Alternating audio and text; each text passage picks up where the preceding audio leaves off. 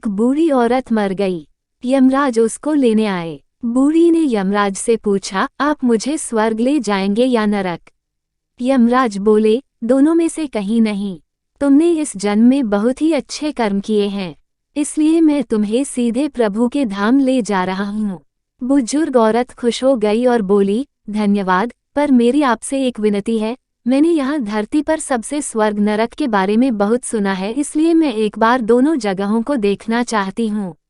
यमराज बोले, तुम्हारे कर्म अच्छे हैं, इसलिए मैं तुम्हारी यह इच्छा पूरी करता हूँ। चलो हम स्वर्ग और नरक के रास्ते से होते हुए प्रभु के धाम चलेंगे।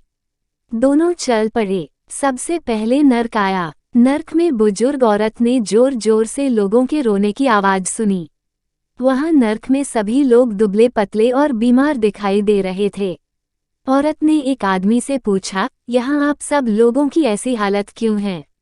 आदमी बोला, तो और कैसी हालत होगी, मरने के बाद जब से यहाँ आए हैं हमने एक दिन भी खाना नहीं खाया।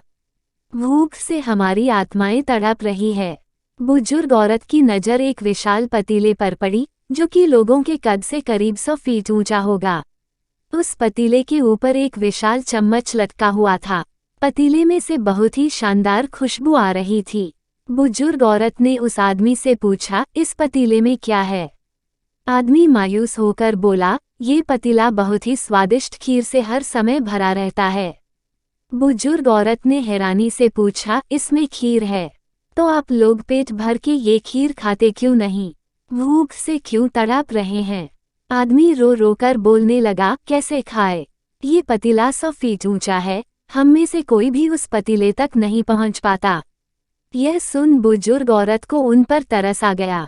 सोचने लगी, बेचारे, खीर का पतीला होते हुए भी भूख से बेहाल है। शायद ईश्वर ने इन्हें यही दंड दिया होगा। अब यमराज बुजुर्ग औरत से बोले, चलो हमें देर हो रही है। दोनों चल पड़े। कुछ दूर चलने पर स्वर्ग आया। वहां पर बुजुर्ग औरत को सबके हंसने और खिलखिलाने की आवाज सुनाई दी। सब लोग बहुत खुश दिखाई दे रहे थे। उनको खुश देखकर बुजुर्ग औरत भी बहुत खुश हो गई। पर वहां स्वर्ग में भी बुजुर्ग औरत की नज़र वैसे ही 100 फीट ऊंचे पतीले पर पड़ी जैसा नर्क में था। उसके ऊपर भी वैसा ही चम्मच रखा हुआ था। बुजुर्ग औरत ने वहां लोगों से पूछा, इस पतीले में क्या है? स्वर्ग के लोग बोले, इसमें बहुत ही स्वादिष्ट खीर है।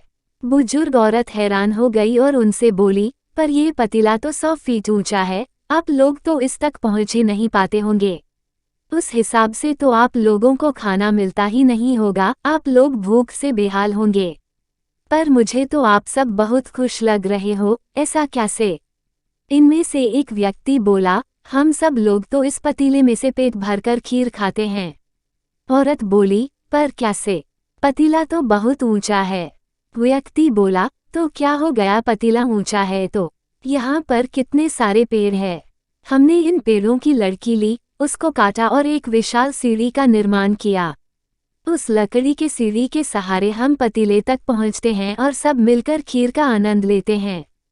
वो बुजुर्ग औरत यमराज की तरफ देखने लगी। यमराज मुस्कुराए और बोले, ईश्वर ने स्वर्ग और नर्क मनुष्य के हाथ में सौंप रखा है। चाहे तो अपने लिए नर्क बना ले, चाहे तो अपने लिए स्वर्ग। ईश्वर ने सबको एक समान हालातों में डाला है। उसके लिए उसके सभी बच्चे समान हैं, वह किसी से भेदभाव नहीं करता।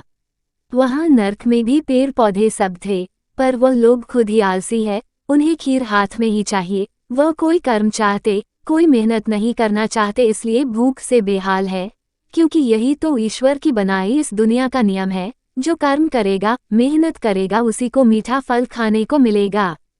स्वर्ग के सपने छोड़ दो, नर्क का डर छोड़ दो, बस आपकी वजह से किसी का दिल न दुखे इतना सोचो और बाकी सब कुदरत पर छोड़ दो।